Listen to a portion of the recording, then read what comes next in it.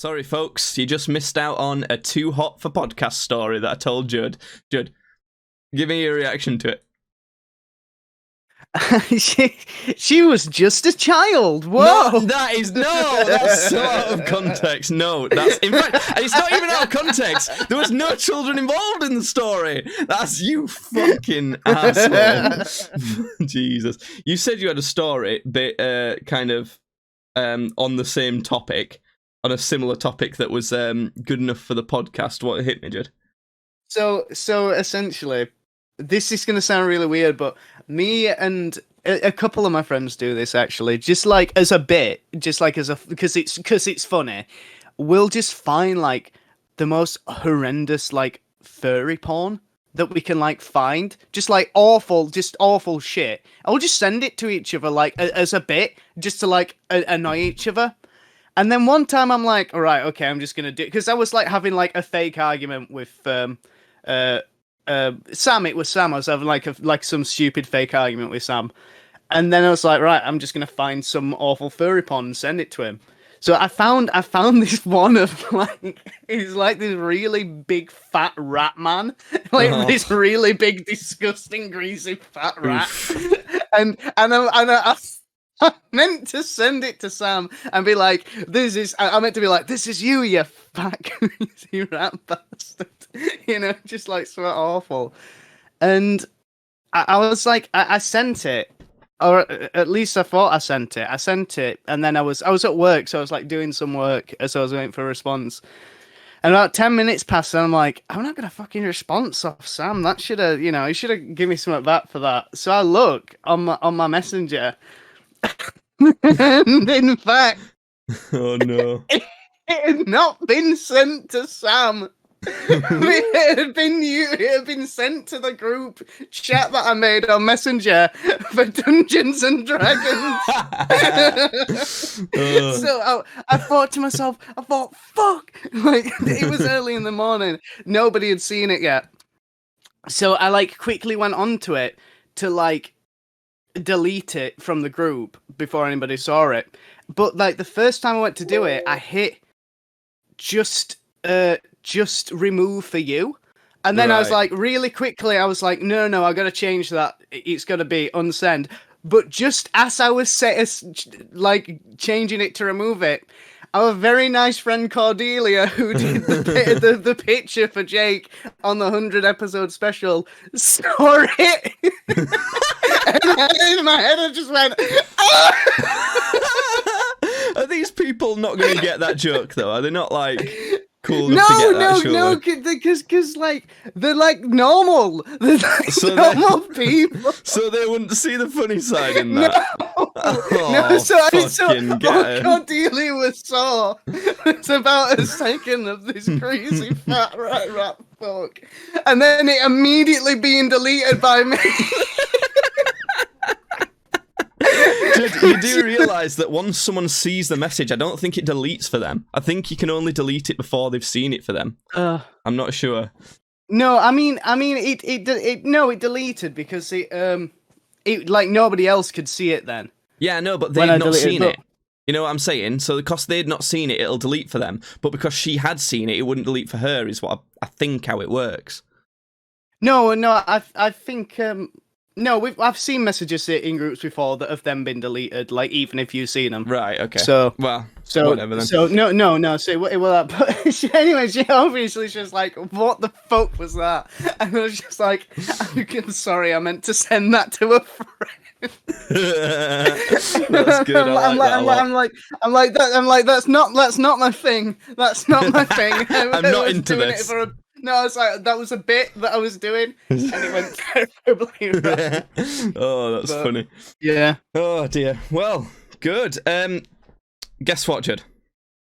Go on, what? We've got many things to talk about today, so if you're listening to this podcast, listener, or viewer, who knows, if you're viewing, you're probably viewing on the Streams Badly YouTube channel or live at twitch.tv/streamsbadly. If you're just a listener, you probably listen on Spotify, Apple Podcasts, or all other good streaming platforms such as Anchor. Good one. Yeah, that's a good one. Yes. Anyway, but dear listener, there are many things that we can chat about today. So if one topic doesn't suit you, stick around for the next one. And good. But first things first, Judd. What do you think of when you... Oh, no, that's my 80 HDs are starting already. What do you think of when you hear the phrase, first things first? Because, like, I always hear, first things first, Amaryllis. Yeah, you know, I also think of Amaryllis. Yeah, I also think of that Rag and Bone Man song that's first things first. I always think of Amaryllis. I always think of that one, and I don't even know what that's from. I think it's just from a song. I'm so fancy. Oh yeah, that one. God. I've used that joke in multiple YouTube videos, and it's not funny. Anyway, so what I want to say is I'm nervous, Judd. I'm excited and nervous. Can you guess why? You're getting married. No. Try again. No. All right. More important than that. I'm guessing that it's the boxing match then. No. More important. Oh, the house? No. More important than that. Oh, God, what? The Matrix reboot, Judd. The Matrix... Oh, much more important. Well, there's two things. There's the Matrix reboot and The King's Man. Those are two movies that kind of fall into the same category when I'm with this. So, you know Kingsman, the movie series Kingsman. I love those movies. And there's the third one's like coming out fairly soon. And then Matrix, I like the Matrix movies. The first one, looking back on them, is almost definitely the best. But I really like the second one for some reason. It's got the spoon thing in it, the second one, I believe. You know, there is no spoon. And then the third one's just weird. But yeah, they're doing a reboot, kind of. Is it reboot or just like, I don't know, revitalization of it, where it's like it's the same cast but like they're old now, you know, type of thing. I don't know, it's some sort of thing like that. And I saw the trailer for it, and it made me really realize how much of a very specific 90s thing the Matrix is.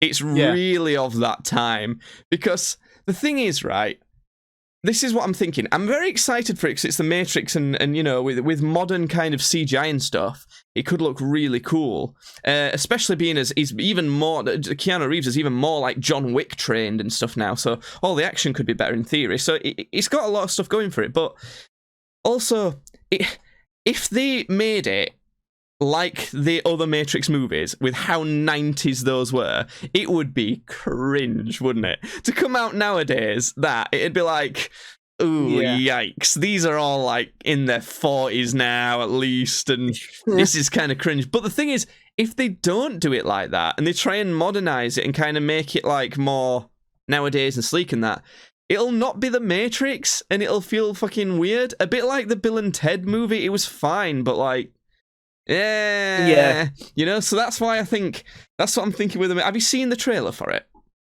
I've not. I don't think I have anyway. I don't think so. It's another one where it seems like all we get now is reboots of old franchises, and it's like they have to try and cram a story in to make it make sense. And there's some sort of memory loss going on in this one, I think, where they don't remember that they were Matrix, and it's like, whoa, we are now the Matrix again. and it's, I don't know, you know, it's that sort of thing. Yeah. And I don't know, I think they should just give up on this shit and make new fucking movies. Just like the Dune movie, that will also be bad, but for different reasons. The Dune isn't a new movie. Dune, it is. They've not made a Dune movie before. No, it's not. It first came out in like 1980 something. The original Dune film. Did they? Yeah. Dune is based off. I know it was a book, but I didn't realise they did a movie for it as well. And there was a movie of it, a quite famous movie in like 1980. Another one that they fucked up then. Oh my god. Speaking of which as well, we'll get onto the King's Man because that's slightly different, but Ghostbusters. There's another one of those coming out. Yeah. Have I told you my theory on that one? I think I have. I might have even said it on the podcast before. Basically, they did the all-female reboot thing. Everyone hated it. And then it seems to me like the studio's gone, oh, we pushed all women too quickly. Let's do a reboot that's not all women, but has some women in. And then it still looks, but from the trailer, it looks like it's going to be just as bad as the last one, because what they're not realizing is people dislike it because it was a bad movie. They don't care about anyone's gender in it. The characters were annoying and it was a bad movie. So it seems like the kind of doing that again. And you know what I think they're kind of getting wrong with this one? They're making it, it's from the trailer, it seems like it's going to be too epic. And if you remember Ghostbusters, a lot of it was kind of like, kind of enjoying the ride with the characters, with the Ghostbusters, you know, it being a little bit comedy and fun. Whereas this one seems like it's going to be family, but like a bit like Jumanji. You know when they rebooted Jumanji? Fucking another one they did! And that one got good reception, but it's not good. I couldn't finish it. It was just dull. It was like, oh, right, cool, I get the idea. It's not whimsical. It's just kind of like you've tried to make an epic adventure. Case in point, you've got The Rock as the main character. And it seems like they're doing that with this. So there you go. But the thing is, I'm saying all this and predicting all this with these movies, but I definitely could be wrong, and I'm still excited for them, and I'm still probably going to go see them. What about you? What do you think on all this? You know what I think? You want to know what I think? You don't care, just like with everything. I have not gone to the cinema to see a movie in fucking ages because I've not cared. I don't care. Nothing that seems to be coming out. None of it piques my interest. I think the only movie I can call out, or I can like think of that's coming out that I'm like really interested to go and see, and that I will go see at the cinema, is The Batman. That's probably It's not even coming out very soon either, is it? No, not really. Yeah, fair enough. What's coming out that I want to watch? What about Bond, Judd? Would you go see Bond, do you think? I don't It's been care massive about lately. Bond. You I never don't care. I never cared about Bond. I've found it really weird, this latest. Have you seen any Bond movies, by the way? I've watched Casino Royale. I went to go see Skyfall at the cinema. Have I seen? What else has he done? Spectre, and the latest one's No Time to Die. But I mean, like, even other ones, even like the older ones. You seen any of the older ones? I faintly remember watching like a Pierce Brosnan one. Did it have a giant laser? Did he do windsurfing on a big wave or some shit? I think there was windsurfing. I think there was. I know the one. Some sort of surfing. It's the one where he has a Jaguar rather than an Aston Martin. Dark times. Yeah. So what I find weird about Bond is that like the Daniel Craig ones have tried to modernize him and make it a cool, potentially more realistic spy rather than some of the silliness like Jaws as a villain. You ever seen Jaws as a Bond villain? Yeah. He's just a big man with metal mouth. He just has a metal mouth. Or the guy who throws a hat. Odd job. Yeah. That's his weapon. You know, and it used to be silly like that, but obviously if they did that nowadays, people again, same as like or about with the Matrix, people would be like, it's just a bit silly now. I get that it's meant to be silly, but back then, that kind of level of silliness was kind of seen as epic because movies weren't. We'd not had movies for quite as long. Obviously, we'd had them for many years, but you know, we've spent years and years perfecting movies, and now to this point, we know that that's not really epic. It's more silly than epic.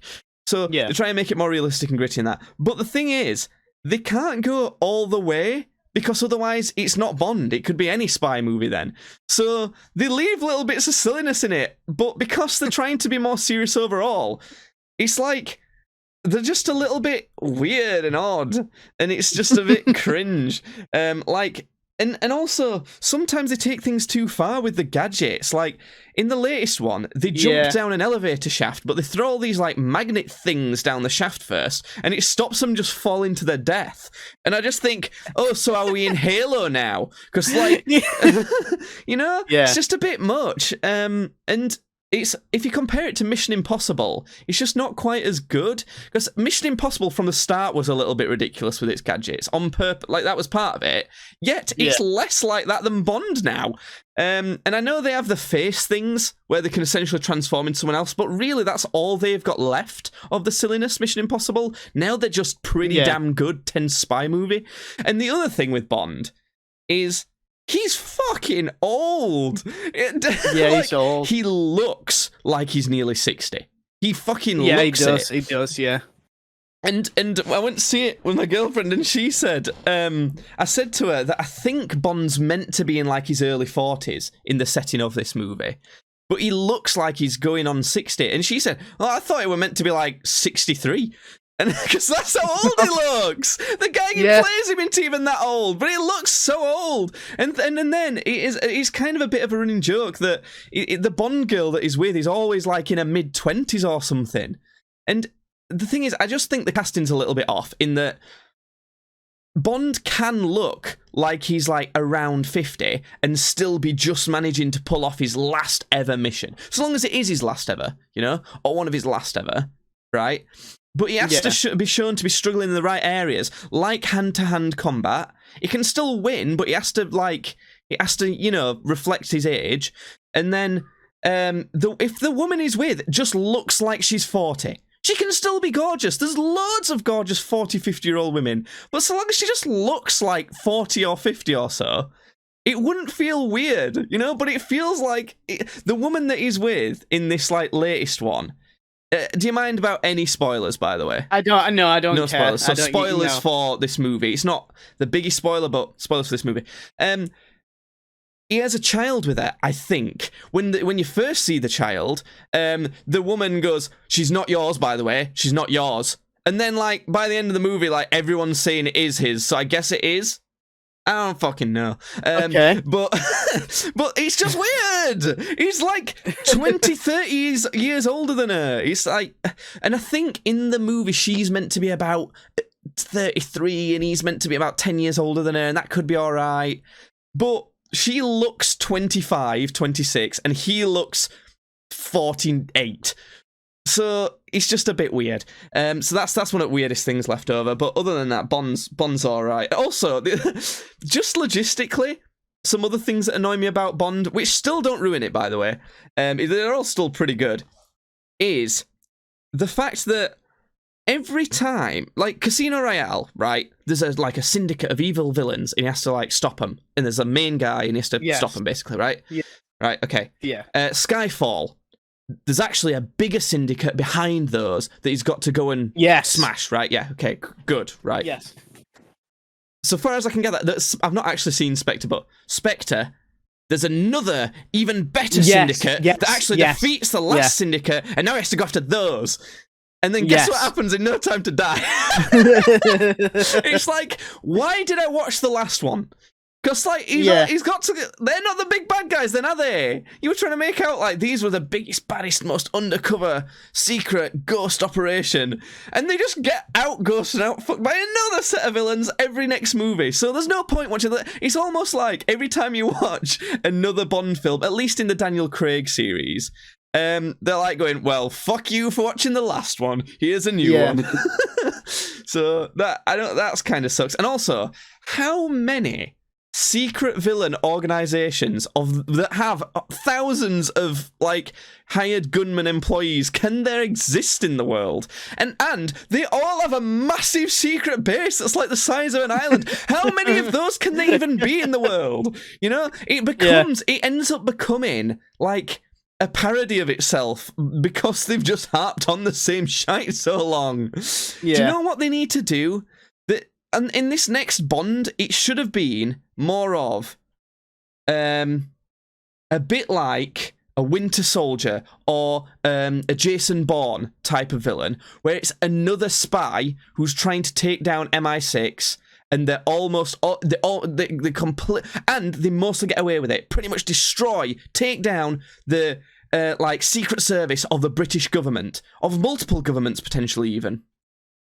And Bond is left kind of on his own devices. He's not got the usual backup. He can't get in contact with Q, all of that, and he has to save the intelligence organizations by tracking down this rogue agent and taking him out. How much better is that? How much better does that sound?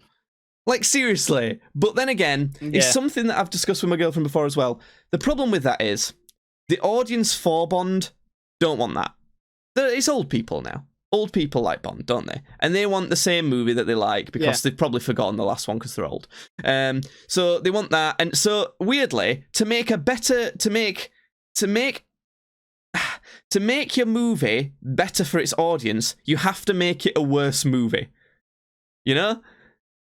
I see a lot of these movies, and I just wanted to rant about it. A lot of this podcast is me ranting about this shite. And also, have you seen the trailer for the Kingsman, like the third Kingsman movie that's coming out? I have seen it. Yeah, it's in like World War I or something. Yeah, what do you think of that? I suppose like if that's what they're doing, into they're wanting to do like a founding of the organization. So yeah, whatever. I've like got World more War hopes for it than those other movies I just mentioned, but I just don't really care as much. The thing that I like about Kingsman is like when it was set and all of the spies that were there. So another movie of that would be cool before you start doing spin-offs, I think. Like the guy, you know, the main character, Eggsy, is it? I don't think we've seen Eggsy, yeah. I think there's more character development that could potentially come out of him, to be honest. Do you not think? Well, I suppose, yeah.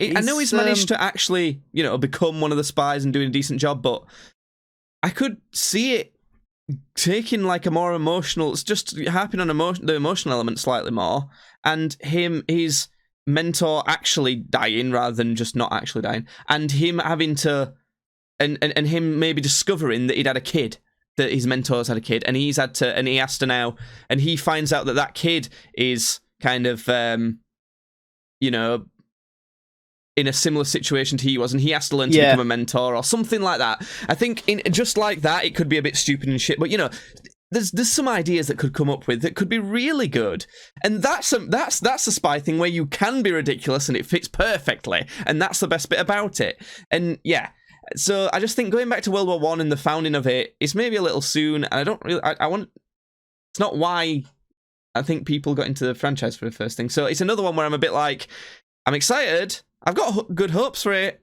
but I could see how it could stumble and go wrong.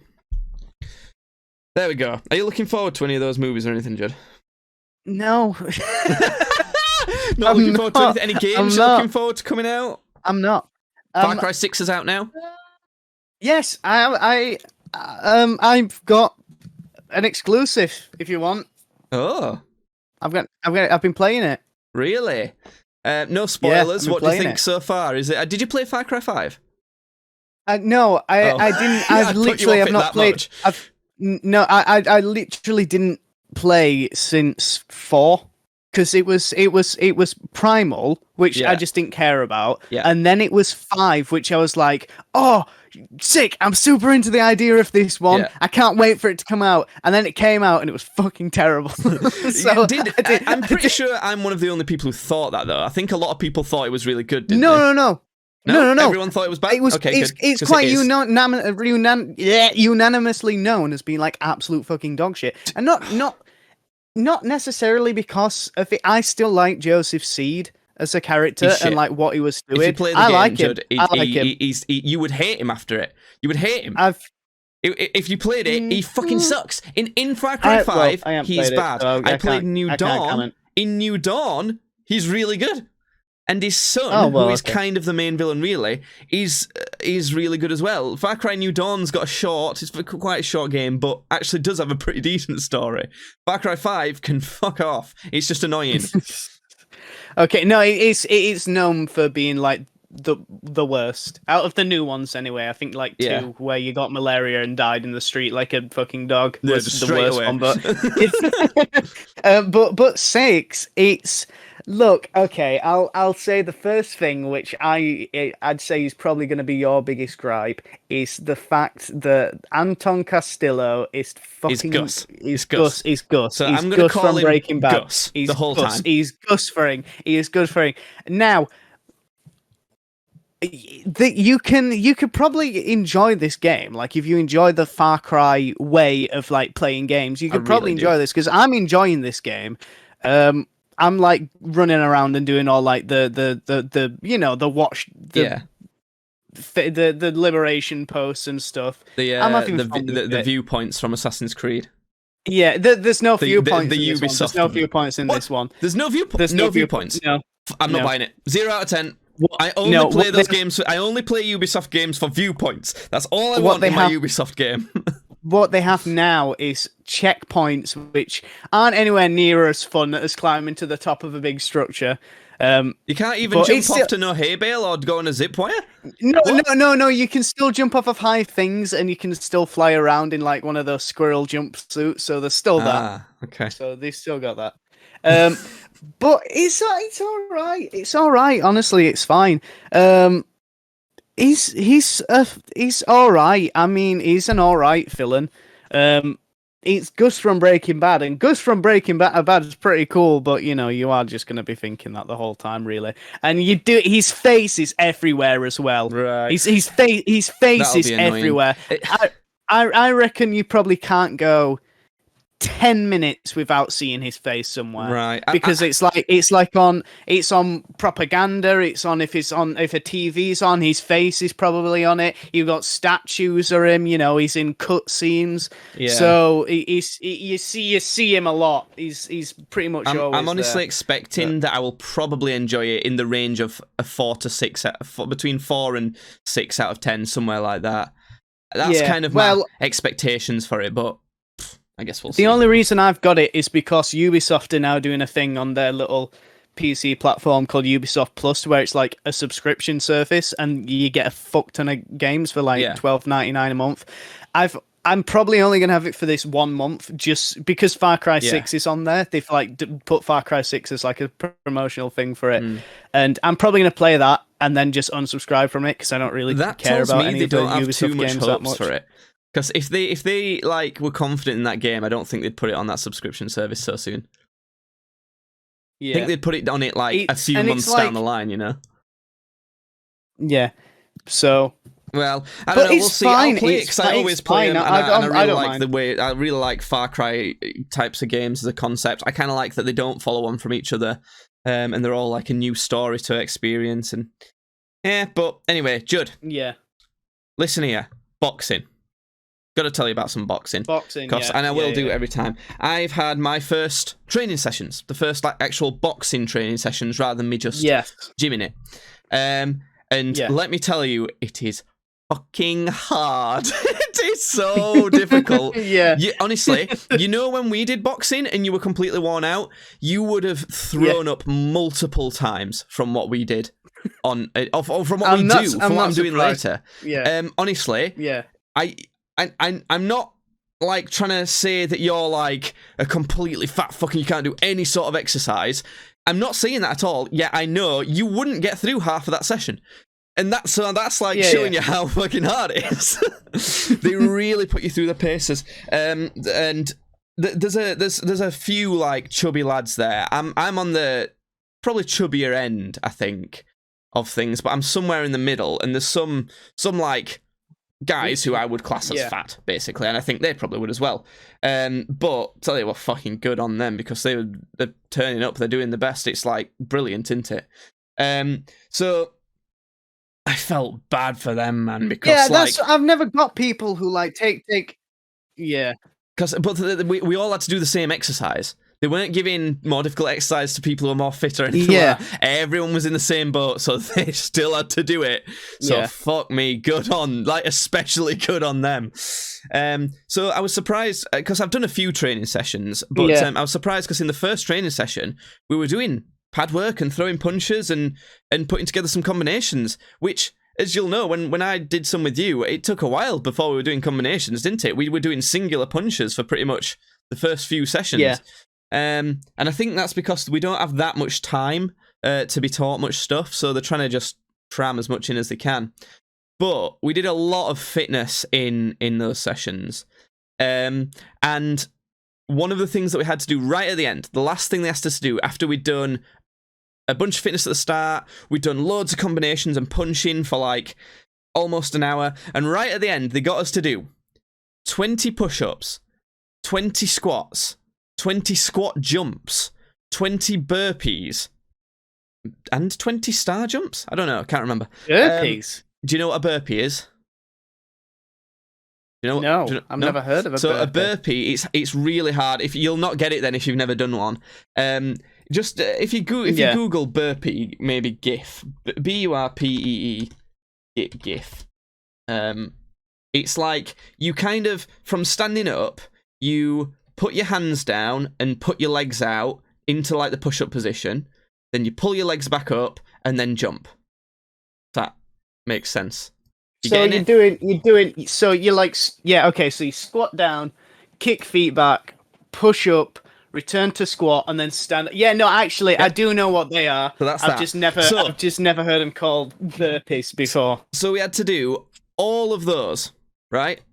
Okay, in a row, no rest between each other. Nice. 3 times over.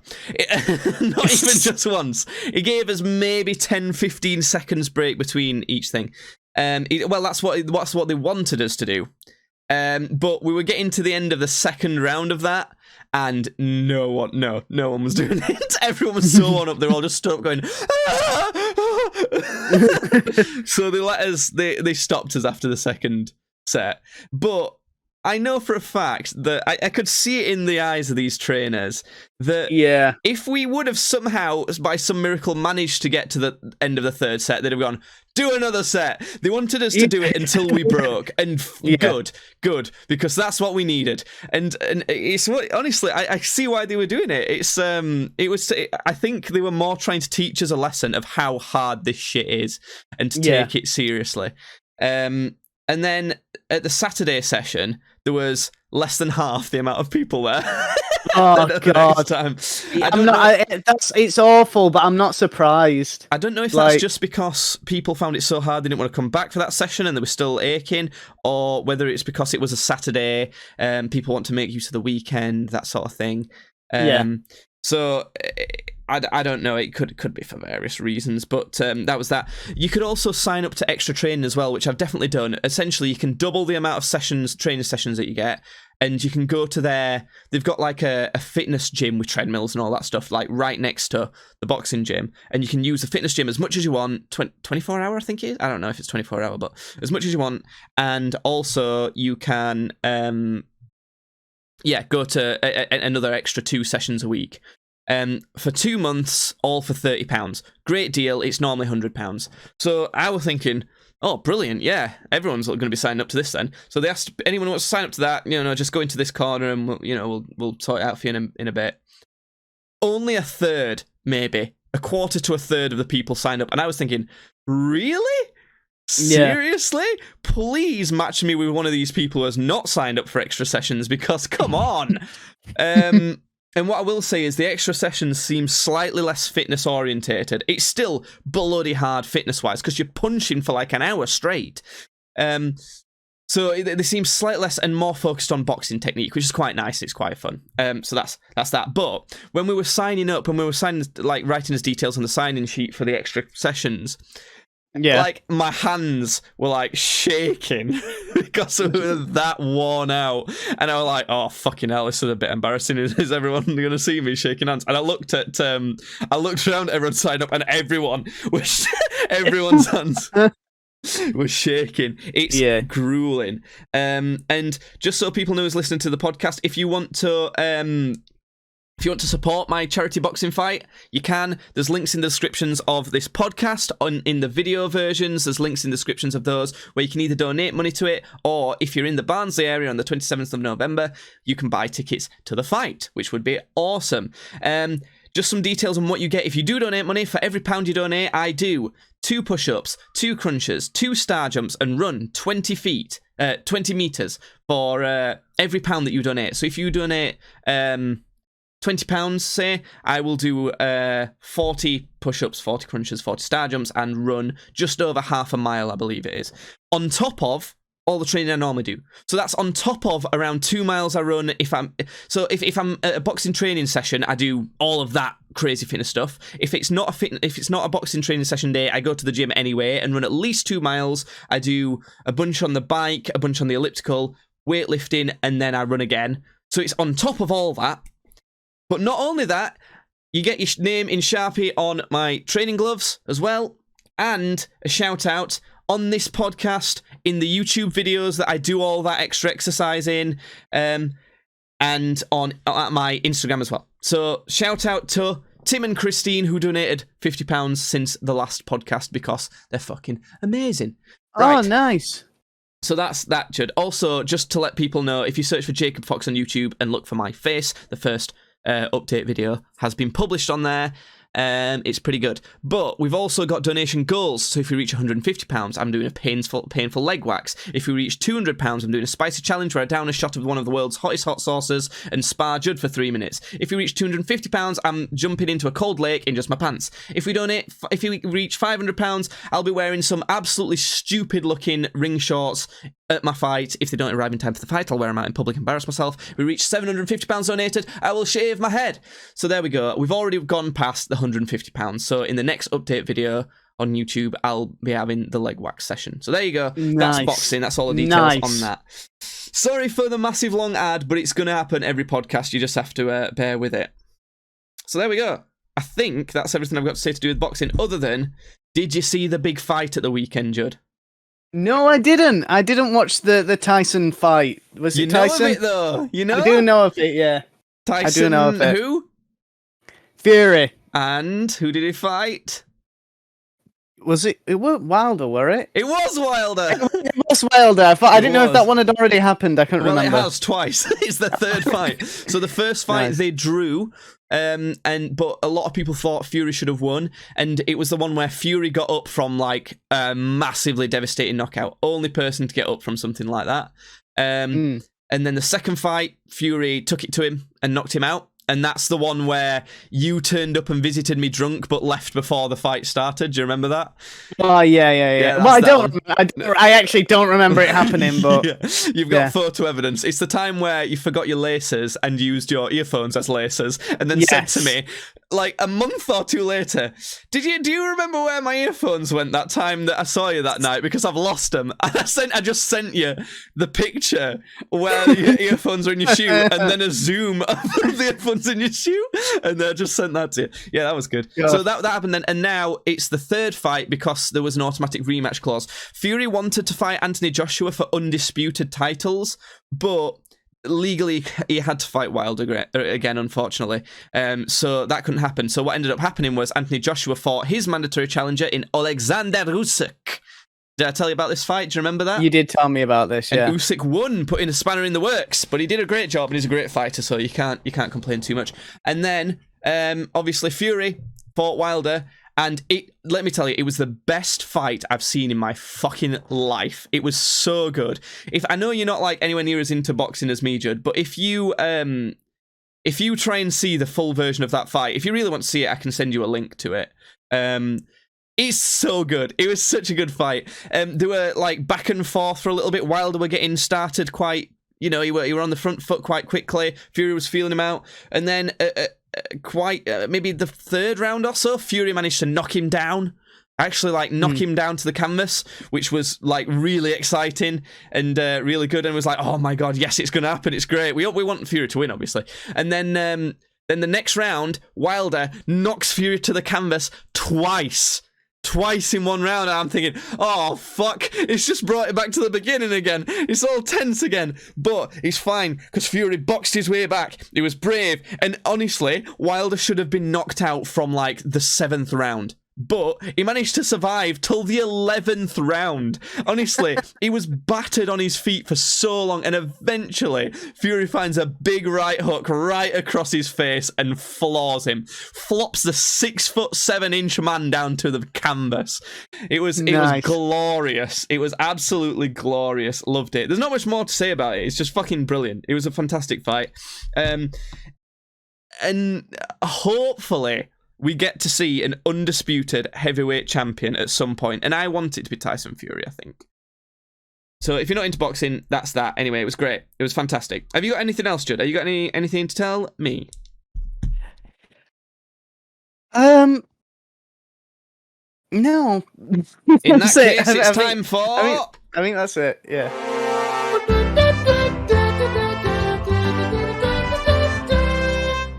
That's it. This is why you are wrong. This segment is called This Is Why You Are Wrong. It's where I present Judd with a topic and he says his stance on it. I then try to convince him why he's wrong. Today's topic. If you were paying attention and smart, Judd, you'd actually know that I've warned you of this already, which I don't normally do. Today's topic is, what is the most underrated movie of all time? What do you think, Judd? You got any thoughts? What do you think? He's having a think, having a ponder. I can see the gears turning. Let me do the noise for the gears turning. They're rusty. They're not very well oiled. I might have it. Most underrated movie. So bear in mind, underrated is something that is rated very highly, that is rated very bad. Right, it has to be the more bad it's rated, the better. But it has to, and the better it is, the better. You know. So the difference between how it's rated and how good it actually is, that's underrated. Okay. Now I think you've thrown the whole thing into you've thrown it all into question. This is a hard one for me. It's an awkward one because the most underrated movie is still not going to be particularly good, is it? Because it's got to be like at least understandable how people might find it bad to be rated really bad. But yeah, I see. The thing is, it's not. I've got one in mind, but it's not rated. It's not rated bad. It's just like it was never really acknowledged at the time. It's got more of like a cult following now, but it's not like a big following or anything. If it's rated kind of alright, but you think it's a masterpiece, that's still really underrated. But it depends how you want to go with it, because you can do like that, or you can do one that's rated badly, but it's actually decent. You know? Okay, alright, I've got one. Okay, what are you going with? Okay. Treasure Planet. Planet. Yeah, I fucking adore this movie. I like absolutely like love this movie, and it's strange because like this was 2002, and it was at the age where I used to watch not planets. I used to watch movies like this all the time. Like when we'd go away on stuff, and my mum would just like pack a load of different sort of like old sort of Disney movies, and even ones that like weren't Disney, like Help I'm a Fish, you know, glorious movie. Absolutely like glorious things like that. And I can't believe that like this was never one of them. And I'm also really upset that like this wasn't one of them, because I know I would have gone fucking crazy for this movie if I would have seen it when I was younger. I saw it actually when I was like 16 or 17. And I was like, just home alone. And I was like, I'm gonna watch this. I'm just gonna watch this because I think my friend had like talked about it or something, and I loved it. I fucking loved it. I was like 16 or 17. I'm like, this is awesome. This is great. It's on my watch list because I can't remember if I've never actually watched it or if it's been so long since I watched it and I didn't pay full attention to it. That I just can't remember it, but I feel like it's quite good. You know, it's always one of those that feels like a bit of a dark horse. Yeah. What score would you give it out of 100 then? Do you think, Judd?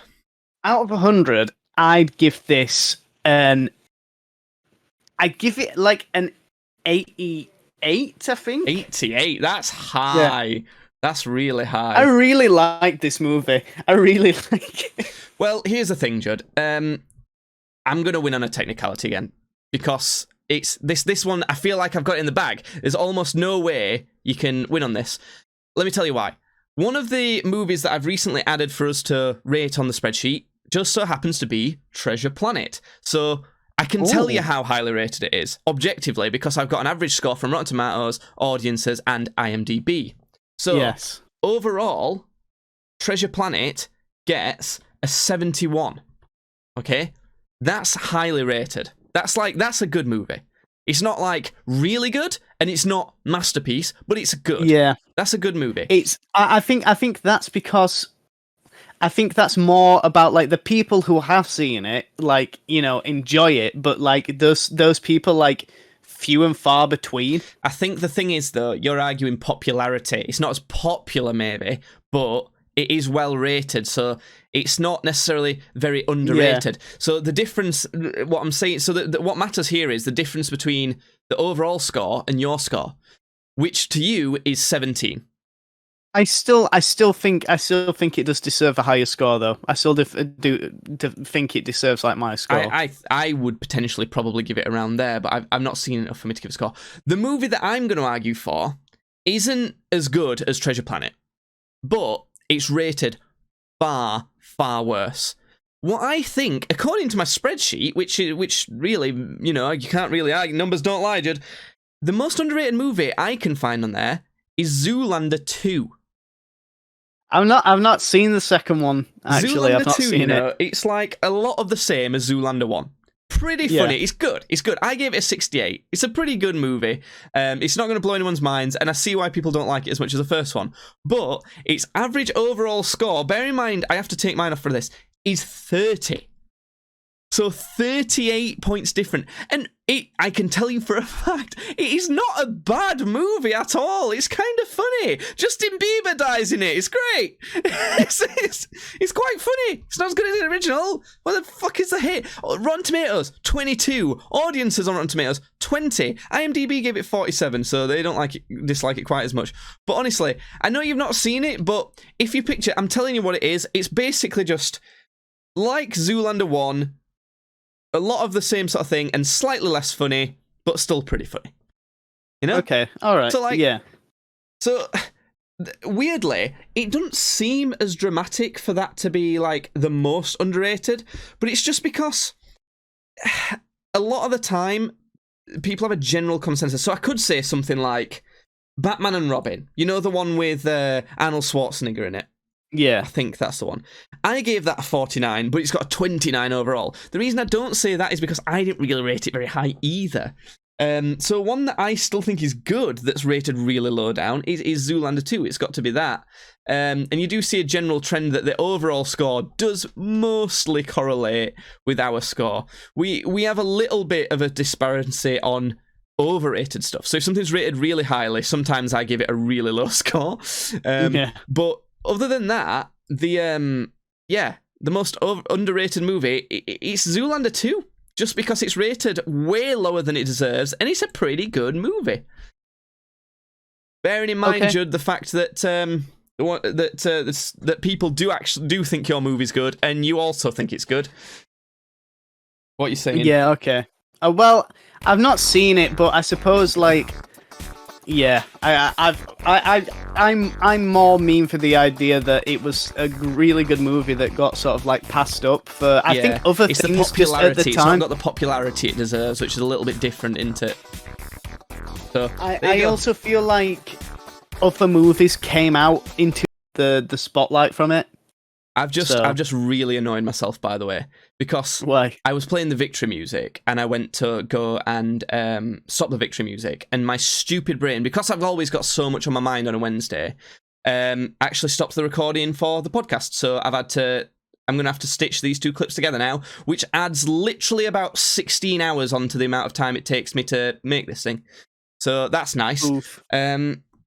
Lovely. Anyway. That's that. Right. last thing I've got one more little story before we finish, Judd, because we've got some movies to rate. Okay, go on. It's a story about me and Cal, my mate Cal. Yes. Do you remember that time when my family was away for a week, and I essentially had the house myself for an entire week. I remember. And I was in a band at the time, and I was like, look, lads, let's stay at mine for a week. We can play games, we can get drunk. We don't even have to think about band stuff. We can just chill, hanging out. Lads hanging out. Yeah, and I remember. And I invited you around as well. And half of them didn't fucking turn up, and no one stayed for the full time.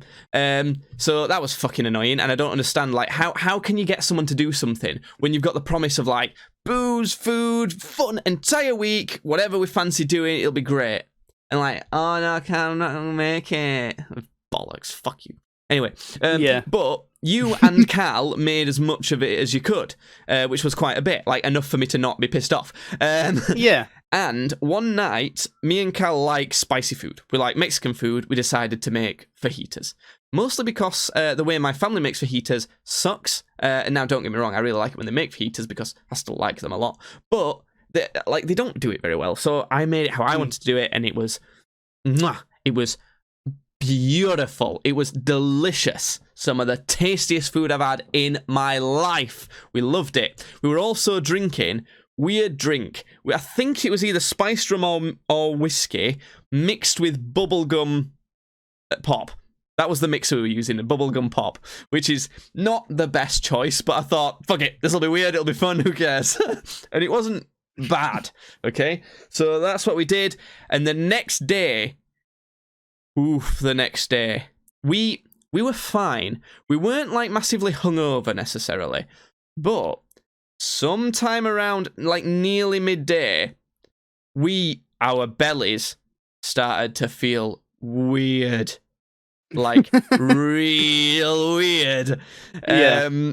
And we checked through all the ingredients we used for the fajitas. Well, we thought it might be the bubblegum pop mix and stuff to start with, but thinking about it, I don't really see a reason why that would have done that.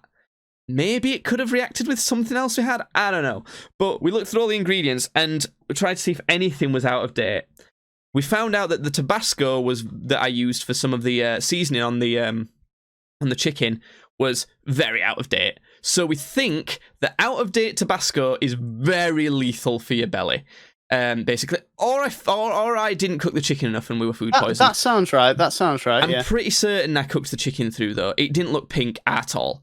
So yeah, we discovered that. But the thing is, we went to KFC for lunch the next day because it's the best hangover KFC, best hangover cure. It's my favourite. A KFC chicken fillets and like gravy just going into your gob. Oh, decadent. It's beautiful. It's actually making my heart flutter because I'm not allowed to eat anything bad at all until December now. So fuck, I'm not allowed to drink until December either. It's just water. But so yeah, we did that, and I felt bad. We had to strategically sit at the seats that were like right next to the toilet, because we were scared that we were either gonna shit or throw up. And yeah, I was like, I just got my meal. I started eating it, and I thought, oh, for fuck's sake, it's now. It's now.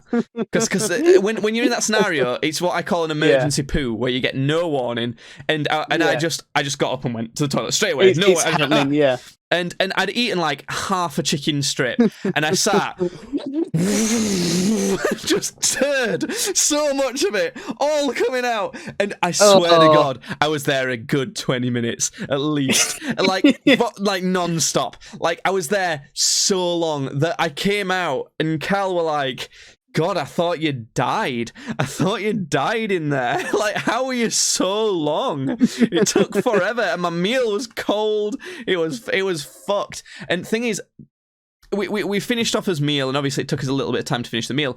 But by the end of the meal, Cal was flagging. He had his head in his hand. He was like just off. He weren't like not traditionally hungover off either. Like just something was wrong with him.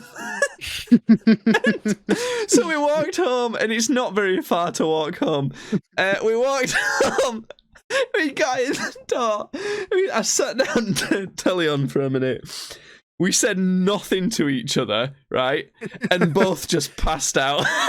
I just fell asleep on the sofa, and he fell asleep on the floor, just laid on his belly with his knees up, like with the TV on. And we both like simultaneously woke up an hour later, like at least an hour later, maybe an hour and a half later, like, fucking hell, what was that all about? Because it fully just leveled us, flatlined us completely. It was ridiculous. So we're hopefully planning on doing that again soon, because it was quite a fun adventure, and we'd like you to be involved. So we're hoping that when I move into my house at some point, if Jasmine goes away for whatever reason, if there's a free weekend or something, we can have a bit of a lads night and make some heaters and do some bollocks like that, some drinking games, look at some hardcore porn and go, ha ha ha, that's stupid, that's ridiculous. No man can have that amount of cum in his balls. Oh my god, I've got a right one to show. I've got a right one to show you. It's so funny. It makes me howl. Oh, do you know what would be funny to watch in a scenario like that? Have you seen any of the Wood Rocket porn parodies? Wood Rocket, no. It's Wood Rocket's the company, and they make these porn parodies. They've done Rick and Morty, they've done Guardians of the Galaxy, they do everything, and they are fucking hilarious. They're so funny because it's the stupidest, most ridiculous, like sex-related puns all the way through, and like there's barely any actual porn in it. It's mostly just like stupid comedy. So it's funny to watch with your mates and just skip the like porn bits. Just skip those bits and then just watch all the ridiculous, like, weird, low-budget parody. They've got an Apex Legends one, a Fortnite one. Oh, nice. There'll be an Among Us one. There will. There'll be, they've got different popular movies. I bet there's like a John Wick, like fucking who knows. There'll be a Squid Game one. Definitely, there'll be a Squid Game one. Yeah. So that's that. That's the end of the podcast. We've got to go really quick because I've got shit to do. Bye. Bye.